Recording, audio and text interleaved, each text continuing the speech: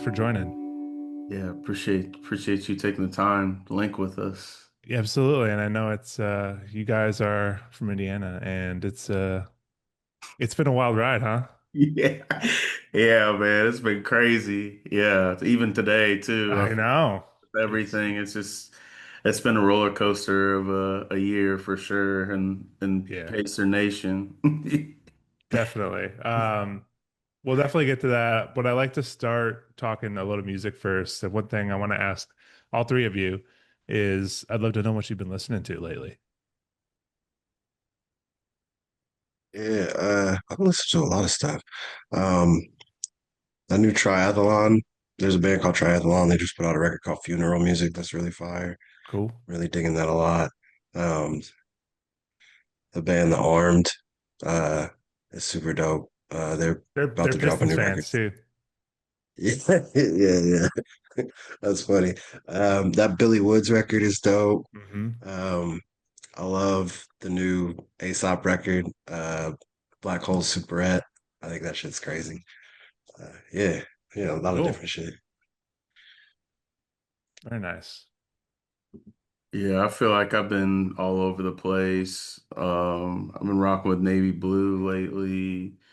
I've been on this like crazy like Harry Nilsson kick, that like Ooh. Pussycats record they Nice. did with John Lennon. I just like kind of recently discovered that, so I just been going crazy with that and like Dean Blunt, that like um that Hype Williams project he Cool. had. I've been re listening to that stuff. I'm kind of all over the place. Yeah, yeah.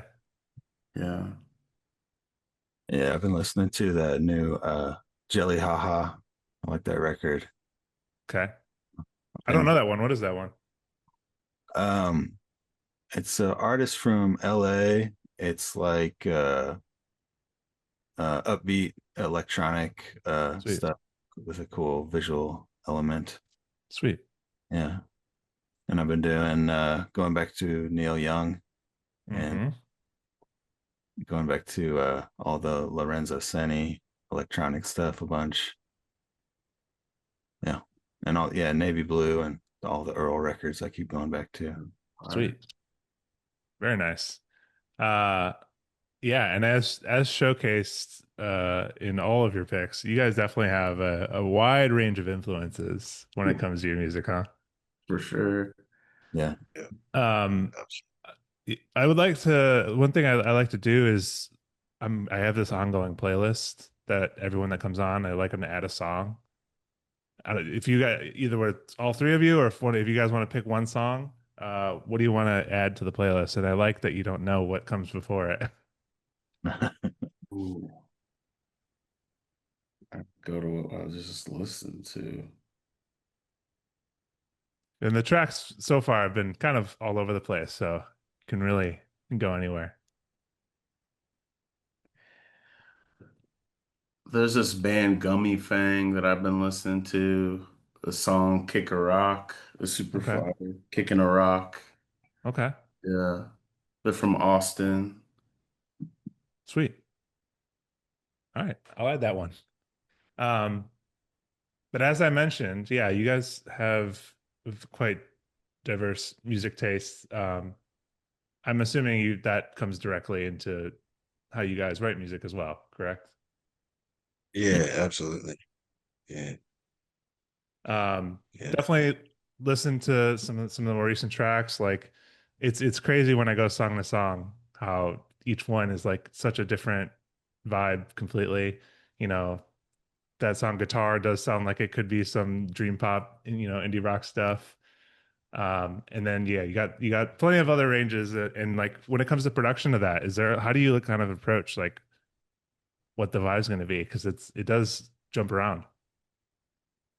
Yeah, I think we just don't have any rules, we just kind of follow what sounds what's like inspiring to us or what like pulls us in. Sure. Yeah. Yeah, Cool. I feel like it stems from like Moo. Like he kind of starts the backbone of it, and I feel like his mind is so beautiful and all over the place when it comes to polyrhythms and Hmm. like sounds and stuff. I feel like it's really crazy some of the stuff he cooks up, and then I feel like we just feed off of that. And I feel like with our newest record that we've been working on has been like even more kind of a cool process, even more so with just like the production and bringing everyone into the fold, like our band, and been it's been like even more so collaborative in that, right, as far as Yeah, like from the ground up. Yeah, cool. definitely. Is your do you have much like a larger backing band when you play live? Yeah. Yeah. Mhm. Yeah, we have electric guitar, Dimitri, bass, Charlene, and live drums, Hmm. Austri. Cool. Friends Uh, from Indianapolis. nice. Yeah, I'm curious. Like, what is the music scene in Indianapolis like? I have a few friends from out there who I know, like I know Margot and the Nuclear So and So's are from out there, and then I don't know if you Like, know Mr. Goblin. They're out there as well. They I don't. were out there, and then he moved. Okay. Gotcha. Yeah, I feel like the music scene in Indianapolis is pretty strong. I think like I mean hip hop wise, I would put our spitters up some against some of the best spitters in the world. Yeah. I don't hesitate to say that at all. I think we have like a just really a thriving DIY community. I feel like it's kind of all intertwined and bleeds together, all the different scenes. It's kind of always operated that way for the most part. Cool. Who's a Indianapolis artist that most people might not know, but like is kind of like almost like a local legend? What would you say, OJ? Goodness, that's such a good question. Local legend. I feel like Rusty is like a local legend. Rusty Redenbacher, like with the Mud Kids. Like I feel like they were like an archetype, especially when it comes to the hip hop, like back in the day. Also Maxi. I feel like Tone, like when he was doing the stuff with like Monkey Boy and like those dudes were like on MTV and stuff. Like I feel like they're like the staples for sure. Like Maxi's really done some crazy stuff with his Nap or Nothing store. Like I feel like he's just like ingrained into the culture here. And those are two different types of hip hop. I feel like the rap scene here is like super diverse and that like different parts of the city sound different, if that makes sense. Like the Far Sure. East, like Post Road, like they have their own thing going, and like Hallville, West Side, like they have their own sound, and Hmm. like Fountain Square and the South Side, I feel like they got their own sound. So it's kind of unique. People don't think of Indianapolis or just Indiana in general as this just like little ass town, but I mean there's all kinds of different pockets, which I think it makes it super unique. Yeah. I feel like that's honestly, I feel like I feel that in Chicago as well. Like Mhm. local, like different, there are different pockets. Like when it comes to, you have like Chief Keef and that type of kind of Mhm. hip hop, but then you got like that Chance the Rapper subsect with like No Name, and like they all have like a more like brighter vibe. And there's definitely a lot of different kind of groupings when it comes to areas of the city for sure. Totally. I feel like the hardcore and punk scene too is like really popping Hmm. here, with like Pat and the Pissers and Inner Peace and I mean, Wishy, I wish he's Dimitri great. plays guitar. Our guitarist Dimitri, he plays guitar and Oh, sick. Wishy. So, yeah, it's just been kind of cool to see the evolution of it Yeah. all. And I feel like we've been in the scene for a minute now, so it's like we've seen things come and go, and Sure. yeah, but like I feel like bills are super diverse here. That's like one thing. It's like not out of pocket to see like a hip hop, you know, artist with like a punk artist. Like, Yeah. yeah, it's I kind had to, that's one thing I definitely wanted to ask is like when it comes to shows, like are you playing heavily hip hop shows one night and then like more like Indian punk shows another night? Yeah, I think it varies. And I think we try and whenever we're building our own builds, I think we try and just kind of, make it eclectic and get everybody in one room. And I Mhm. think all the different, you know, all the different scenes and just energies kind of bleed together anyway. Like, people playing other bands or people have hip hop side projects and playing bands or whatever the case may be. Yeah. Um, so I think like that just keeps it, fresh, for us. But yeah, I feel like the beauty of the Blessed Project is, I think one of the cool things about it is like, we kind of have the autonomy to play with whoever we want. We could play with Run the Jewels or we could play with fucking, whoever the fuck, Death Yeah. Cab for Cutie. I don't fucking know. It's like whoever, like it's I like would I love to think, see that. Yeah. it's just it's strong in that sense, either on no matter where you kind of put us, I think we can kind of find our footing. That's awesome. Uh, and then your kind of previous album, This Time I'll Be of Use, like obviously the cover, very basketball centric. Um, and Totally. two, so you guys were one of the earlier signings on Justin Vernon and Desner's label, right? Yeah. Yeah, And that was I know Justin's a big Hoops fan as well. for sure. How did that kind of come about and kind of getting on that label? Yeah, I think that was what we when we first started, we were just making tunes. The three of us were, we've always been collaborating with each other, but I feel like when we first linked as just like to create a unified thing, the three of us, it was like around lockdown, and I think Yeah, we didn't really have any expectations. We just wanted to make some tunes. And yeah, our manager just randomly hit us up. I feel like it was like lockdown or for sure. whatever. And then he was like, "Yeah, Justin Vernon really fucks with your guys' record. And yeah, they want to put your first or debut out."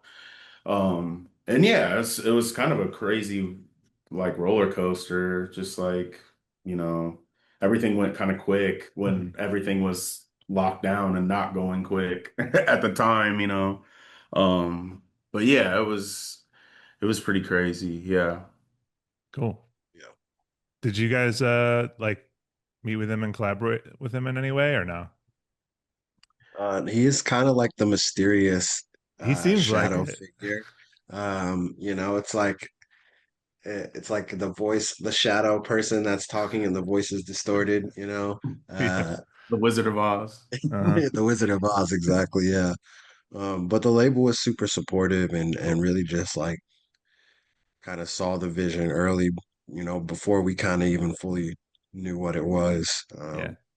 Kind of took on the project and really just kind of gave it some legs, which was really dope. Cool. Uh and that album cover, I mean, got Pistons yellow or Pacers yellow rather, of course. Yeah. Um and I guess segueing into just Pacers fandom, you guys have been Pacers Pacers fans since birth. Pretty much, yeah. I got the Reggie choke Oh on me. yeah. Yeah, Here we I've been go. for a minute. I feel like my pops is like even more insane with it, so I feel like I got it from him. But yeah, bro, it's been a journey to say the least Oh for yeah. up and down. Yeah. I'd I'd love to hear from each of you of like kind of like what you remember as like an early memory of like the Pacers or basketball in any way. Yeah, I remember Yeah, in the go 90s. ahead, man. Yeah.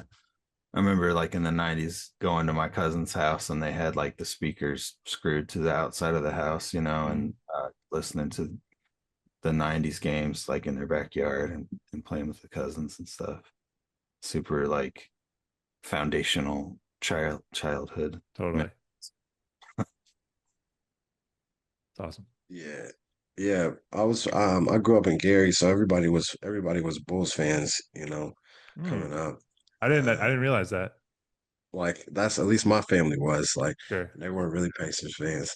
But when I moved to Indianapolis, like definitely caught the bug, and I feel like, Malice at the Palace kind of like set the tone for me as a Okay. as a kid. It's as an influence. Yeah, yeah, yeah. I was like, all right, I fuck with these guys. Hell yeah. I feel like it started early. Like my pops would always just bring like random shit back from when he'd like Yeah, visit me and but yeah, I feel like those like early 2000s, like those teams were pretty crazy. And even all the way into like the like gnarly like Jim O'Brien years when there was just like our roster was just like trash and we just, you could get in for like $5 and like sneak down to the Gainbridge and like sneak down to, but it was sick because like, you'd see like Kobe play and, like for like $5, it was wild. But then I feel like, like I said, it like ebb and flowed. I feel like with like, the Paul George years and, sure. oh yeah, but I feel like it's always been pretty crazy, yeah, with Reggie. He's like a legend here too. Totally. I Yeah. love the choke revival too, this that we Yeah, got yeah, this the year. Choke 2.0, Yeah. yeah. Yeah, that's some good stuff, man. That's just good television right there. For sure. What about the you guys messing with like the fever at all? Yeah, the fever's crazy. Yeah, it's like I feel like we've been pretty spoiled here like the last like couple of years. Hmm. Just like with Caitlin coming here and then like and Reese and like that, last year with like our playoff run and stuff. But like Sure. the fever has been like I feel like even kind of crazier here as far as like the attendance and stuff and they're I kind feel of like like this year, like even especially like Caitlin's literally coming into her own, but then you got like now you got her official enforcer and yeah, Sophie Sophie Cunningham. Cunningham. Yeah. Yeah, yeah, for sure. She's like they're playing I feel like they're playing the Commissioner Cup right now. But yeah, I feel Yeah. like it's like just she's like been injured and Hmm. like I don't know, but it's cool. It's really dope. Like I said, I feel like we've been like kind of spoiled right now. It's kind of For cool sure. seeing like the new wave of Naptown hoops here for sure. Definitely. Uh so for the Pacers, I mean, take me through how this season it feels like a roller coaster, Yeah, I feel like it does for sure. huh? Yeah, I feel like it's been super crazy because like I have like the FanDuel shit, so I was Ooh. watching like every game. And at first, at the beginning of the year, we were just so trash. Well, then just like below 500, I feel like. Um, but yeah, that playoff run was just something just magical, man. It was crazy, honestly. Like, It's really interesting how the perception of Halliburton switched so quickly once playoffs hit because I feel like people really, I mean, obviously he was the most overrated player in the league voted, right? And then yeah. like I feel like even people had this idea that he was like anti-clutch. And hmm then this playoffs hit and he just, at time after time after time, it's crazy. Yeah, like he was too soft and Yeah, yeah. he wasn't like the ISO like 30 point night, superstar that it felt like everyone just kind of was always writing him off. And I feel like it's been that for the last couple of years. Like no one really counted us in anything. Yeah. And I think that kind of carries on to like that kind of like lore, that chip on our shoulder, just Hmm. even as a group, like of us. And I feel like a lot of, artists and creatives and stuff in the city, it's like we're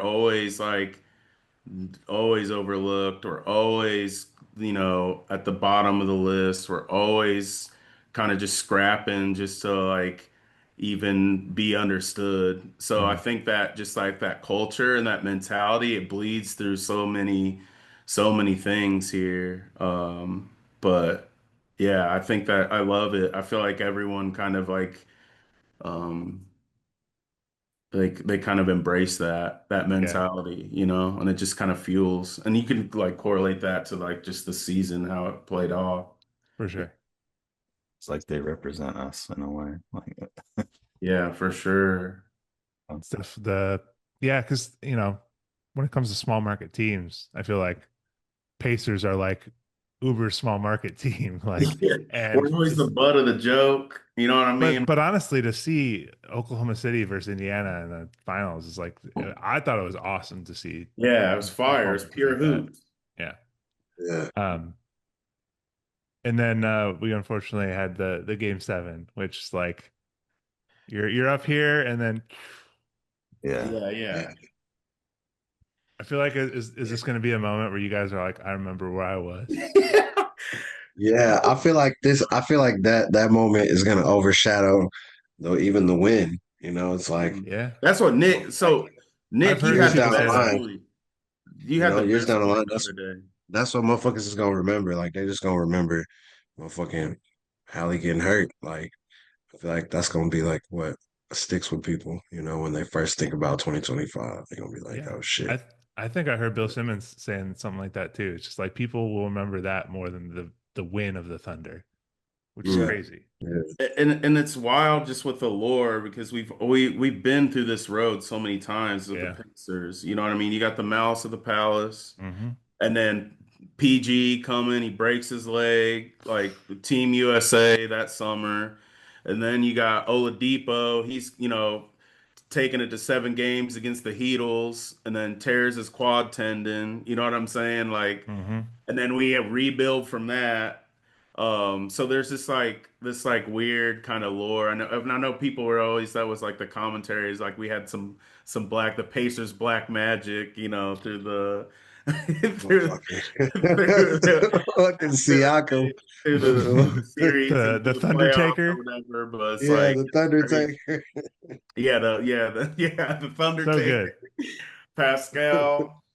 But yeah, man, It it's was just all it's there, man. yeah, it's wild. Like no one ever is gonna see a playoff run like this again. I don't Yeah. know for like a long time. And I'm saying like as when it comes to like those clutch moments, like bro, this man Tyrese was hitting buzzer beaters or game tying shots. Yeah. He hit one every series. Hmm. Like people like play their whole career just to get one opportunity for that. And it Yeah. was like almost like he was just welcoming that chaos every time that every scenario played out, you know? Hmm. Yeah. You guys also had like people like Nemhard Yeah. and Nesmith like DJ playing out of their McConnell. mind, like way Yeah. above, I feel like their skill McConnell. level even. For Yeah, I sure. feel like it really, you could see everybody, it really pulled something out of everybody. Yeah. Like, Obi Toppin, once like Yeah, crazy. going crazy. Yeah. Top was going crazy too. Yeah, man. Yeah. It was a good season and it was sad the way it ended. And then now it feels like they're just tearing it down now. Yeah, that was another today too. That's kind of crazy that this is we're taping this now, like when I Turner know. went to the Bucks, which is Uh-huh. like our arch rival. You know what I Yeah. mean? Division rival. Like I feel like we definitely do not like each other. But yeah, it's wild to see how just the evolution of the business and you Hmm. know us not going to the salary cap. But I feel like if Hallie didn't get hurt in that game seven, it probably looked a lot different. We probably Yeah. would have went into the salary cap and re-signed Turner and just ran it back. But Yeah. yeah, it's kind of crazy how yeah, it's just one day you're there and one day you're not. So Yeah. are they just kind of like they're just gonna lay low now? It's like Turner's gone. I mean Halliburton's gonna be out for the year probably, right? Yeah, he probably ain't gonna touch the floor next year at all. But like the East is so crazy It's right so now. weak. Yeah, because you got Tatum's gonna be gone. They just waived Lillard. Like Yeah. I feel like this last 24 hours have been kind of crazy, but Kevin Pritchard, like our GM and Chad Buchanan and them, like I don't know what is going on. Like, but they're so crazy to get all those, Nimhard, they got Neesmith, they got all these people that they're playing with house money going crazy. Yeah. So I feel like giving a little faith in what they're doing. But yeah, it's just wild that like Turner was like our longest tenured pacer. Yeah. Um, and Definitely. You're gonna he miss was those like, Legos, man. yeah, he's gonna be having a lot of Legos now. But yeah, it's kind of wild. Yeah, it's there was also too like this like dialogue where he's been on the trading block his whole entire Hmm. career. Like everyone's like, oh, he can't rebound, he can't do this. But I mean, I feel like he got us to where we were this last year with Yeah, his defense and spacing the floor and stuff. Like it's just definitely. gonna be a different. It's gonna look like a different team for sure without him on the floor. Yeah. Maybe, looking best case scenario, maybe this looks like what was it, 2021 with the Thunder? Uh, Oh yeah. where everyone got hurt. They got number two draft pick, and then they Yeah. were back next year, right? Like Sure, they went maybe crazy. maybe you just sit this year out, Yeah, yeah, for sure. get a good draft pick, and be back I'm the year still. after. I feel like we're all still like trying to recover from the playoff run, and then Yeah. like today is just like it's just kind of a wild roller coaster of emotions. It does feel like a statement of it's over. Yeah, yeah, for sure. Sucks. Yeah. Um, I'd love to. I'm assuming there will be some overlap, but I'd love for y'all to go kind of down the line and like I'd love to know who your favorite player was, like favorite pacer all time. Mm. I mean, Reggie Yeah, for I kind me. of figured there'd be a lot of Reggie in here. Yeah, that's like off top. Yeah, it's like I mean, arguably the arguably the greatest shooter of all time. So it's like Hmm. no competition. Yeah. I'm gonna go with Born Ready. I'm gonna go Lance Stevenson. I like I like Reggie's like my number one, but I'm just for to switch it up, like Born Ready, like that era with like him and Blowing PG. in LeBron's ear. Yeah, blowing LeBron, like just iconic. The dude Yeah, was just going crazy. Roy Hibbert, PG, David West, like Yeah, they were like crazy that year. And then like, he did his like tour around the league and then he like came back as a Pacer and had like his first game back, like had like a 13-point quarter, yeah. just like went crazy. But I yeah, feel I like like PG had I still think about it, but one of my favorite in-game dunks I ever saw was like a 360 windmill on a breakaway. yeah. I think about it all the time. It was so Yeah, good. crazy. Moose, what about you? I'll go with Dale Davis because I had the jersey. Ooh, Hell yeah, let's go. people forget about Dale Davis. Yeah. He was solid. No Rick Smith's action in I here. mean, he got the respect. Yeah, yeah. love Rick. Yeah, love Rick. Yeah, all day. He's still holding it Definitely. down here. Yeah, he's still on it down. I think he on the south side. Oh, okay. Uh, do you guys play at all? But I haven't played in a long time. Yeah, Yeah. I'll play pickup for every now and then. sure. But last time I tried to play full court earlier this year, or early, like at the beginning of summer, I ran the court like maybe four times before I was like underneath the tree, like hitting my inhaler, Uh-huh. just like struggle busting. It Yeah. was like, all right, like, hey bro, let's switch back to half court, man. Moose, when's the last time you played a run? I mean, we played a game like Thanksgiving with the family. Oh, cool. Wow, man. Very nice. It was- Um, all right. So one other thing I like to do is it's a game called Build a Band. And I'd love to hear you guys try and make a band out of NBA players and kind of give them instruments as many members or as little as you want. Kind of develop what's the story of the band. I want to know what they play and whatnot. So it gets a little goofy, but it's fun. Hell yeah. All right, where y'all at, bros? Good ideas earlier. We were talking about this. Yeah, Mood kicked it off. Yeah, we need Rodman in there somewhere. Hmm. Yeah, where we gonna put Rodman at? On bass or vocals? I feel like He's a front man. He's a front man, or he's he's got to definitely be playing front bass man for as a sure. powerful front man. Yeah. All right, We're gonna have two for I feel like yeah. Also Goth Jimmy Butler. Ralph Jimmy Butler's got to be Yeah. a front man, Yeah, yeah. or he's like playing like rhythm guitar with like the popped the pops Yeah. like pink polo on Uh-huh. some like I mean, Fallout Boy type honestly, shit or something. if you do Jimmy and Rodman on vocalists, I feel like you got like the heavy and like the emotional, like kind of balancing each other right there.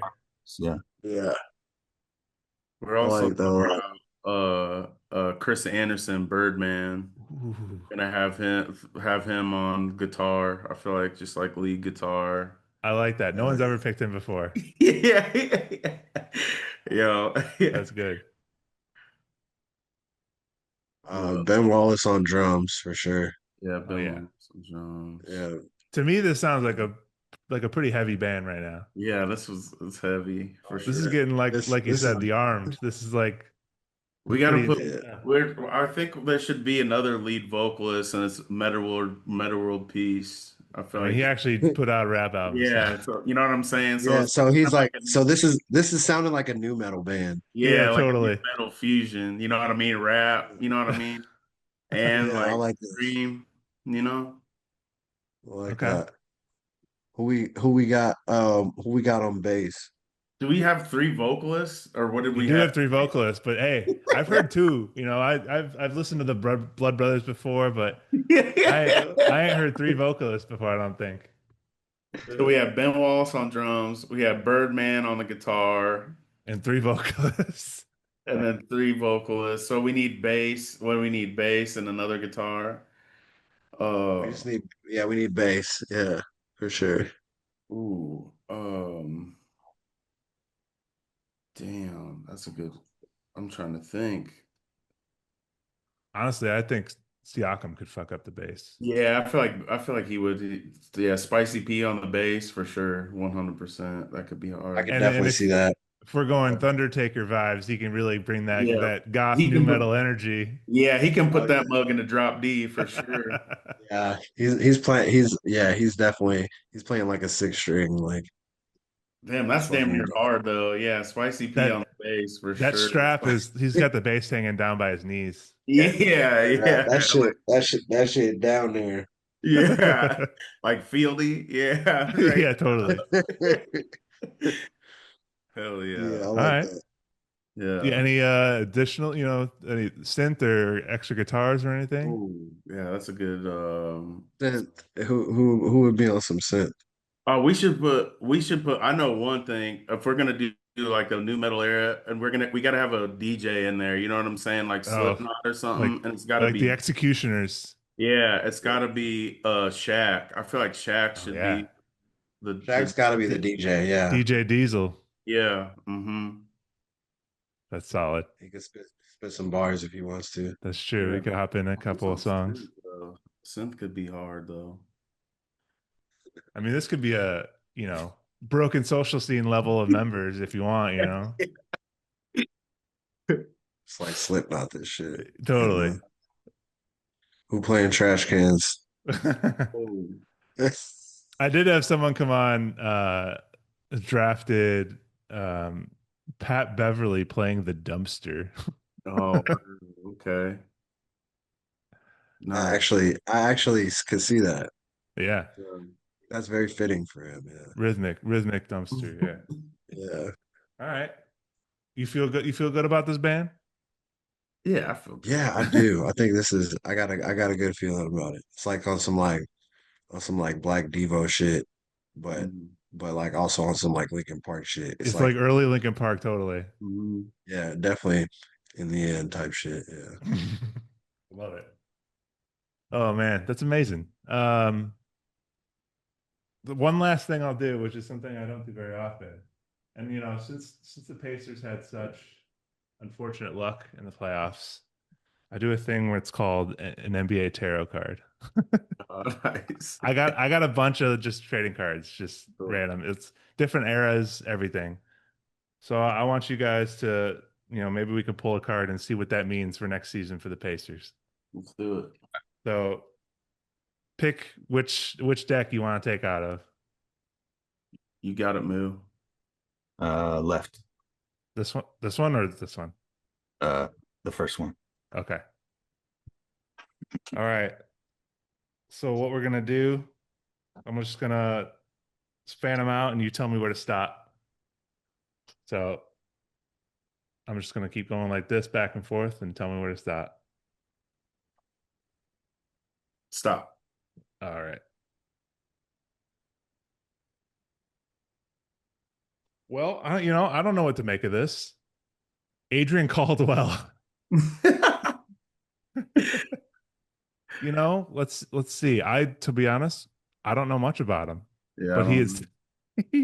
in this season he averaged 1.9 points per game, so it Dang. didn't look well. But that's what you know what? That's the rebuilding year for the Pacers. That's what it's For going to sure. be. Yep. Sure. Sometimes you gotta sit still for a year, and Yeah. bounce back. Yes, You it's know, Let Hallie recover yeah. and come back stronger than ever the next year. Maybe you get like a nice top 5 pick out of it or something. Yeah. See, yeah. Um, it's been great having you guys on. Do you have anticipation of when new album may drop? Or is that still under July wraps? 11th. Oh, July okay, great. 11th. Yep. July Hmm. 11th. New album drops in 10 days. July 11th, 2025. We're really excited to finally get it out. Sick. Are you guys doing any dates? Yeah, we're doing an East Coast run at the end of this month. Doing New York and Philly and Boston and Connecticut, uh, Toronto. And then we're doing a West Coast run in the Cool. fall. Yeah. So hitting the road, stoked. Yeah, putting bad dogs in the universe. Very nice. Uh, Well, I'm excited to check out the album. Thank you guys for joining. It's been good talking Pacers. yeah, appreciate you. All right. Yeah, appreciate you for having me.